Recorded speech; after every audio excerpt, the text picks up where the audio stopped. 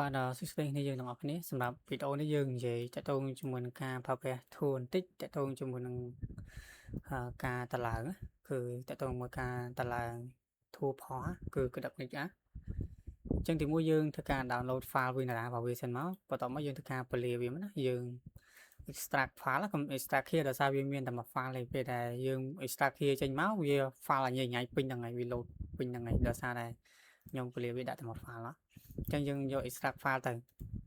យើង extract file មកដើម្បីឲ្យវាបង្កើតជា file folder យើងមួយមកនេះ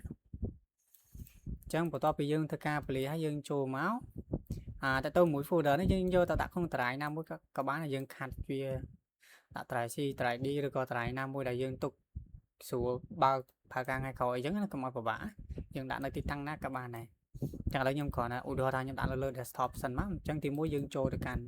folder ហ្នឹងសិនមកយើងទៅរក file tool របស់វាមកឈ្មោះនេះក្តាប់នេះហ្នឹងយើងអាច copy វាមកហើយយើង password ខាត់វា password ខាត់ណា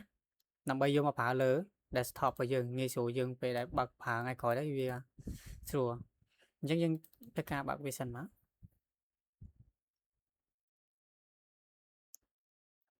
ចឹងដំបូងសិនបើបងប្អូនអរគ្នាអត់ទាន់មាន license ទេ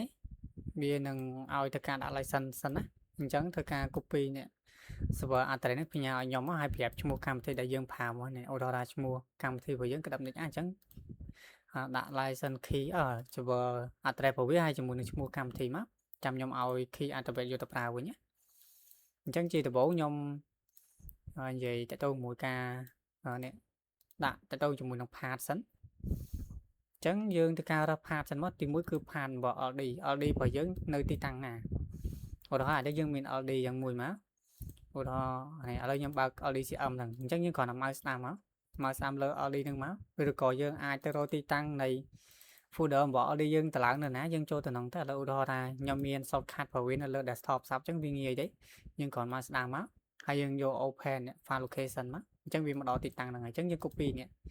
copy path វាខាងលើមកនេះយើងគ្រាន់ដាក់មកស្ដាំលើវាយ៉ាងមកយើង copy address របស់វាមកយើងយកមកដាក់មកបន្ទាប់មក C config អញ្ចឹង C config យើងប្រើវាមកហើយយើងត្រូវទីតាំងដាក់នៅណាក៏បានដែរដើម្បីឲ្យយើងស្រួលកុំឲ្យបាត់ដោយសារ config ហ្នឹងវាជាការងារ set up យើងរៀបចំវាតែយើងបាត់អាហ្នឹងគឺកម្មវិធីរបស់យើងវាមកតម្រង់ដើមវិញហើយអញ្ចឹងយើងត្រូវរៀបសារមកអញ្ចឹងយើងត្រូវរក្សាតទៅជាមួយនឹង config setting វានេះល្អ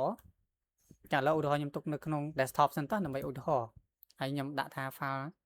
បង្កើត folder មួយមកខ្ញុំដាក់ថា config setting ហើយយើងដាក់ឈ្មោះមិនក៏បានដែរដើម្បីចំណាំខ្លួនឯងទៅឥឡូវខ្ញុំដាក់ config setting ចឹងមកខ្ញុំយកចុច select folder ហ្នឹងមកបន្ទាប់មកយើងយកនេះឆែក LD player ដើម្បីឲ្យវាតម្លាក់ទៅជាមួយនឹង LD របស់យើងចំនួនប៉ុណ្ណាមកអញ្ចឹងណាអញ្ចឹងដោយសារនេះ LD យើងមានប៉ុណ្ណាវាតម្លាក់មកឲ្យប៉ុណ្្នឹងទាំងអស់ហើយអញ្ចឹងអានេះយើងនិយាយតទៅមួយការ set up សិនមកខ្ញុំសៀវមួយសិនមកអញ្ចឹងពេលដែលយើងបើកមកក្រោយទៀតគ្រាន់យើងចូលមកកម្មវិធីរបស់យើងមកអូមិន shortcut វាដល់ណាបាត់ហើយអូខេបាត់តាណាបាត់ដោយសារ shortcut tool នេះច្រើនពេកនៅលើក្នុងនេះអញ្ចឹងវាបាត់អញ្ចឹងលេងបើកវាសារថ្មីអញ្ចឹងវាជាប់ហើយគឺតែប៉ុណ្្នឹងសិនទេតទៅមួយវីដេអូនេះខ្ញុំនិយាយតទៅជាមួយនឹងការតម្លើងហើយនឹង set up setting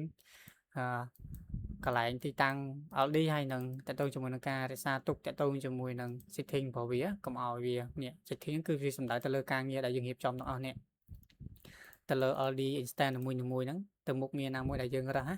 ចាំវីដេអូក្រោយខ្ញុំនិយាយទៅជាមួយនឹងការប្រើប្រាស់អីមួយចំនួនទៀតនៅក្នុង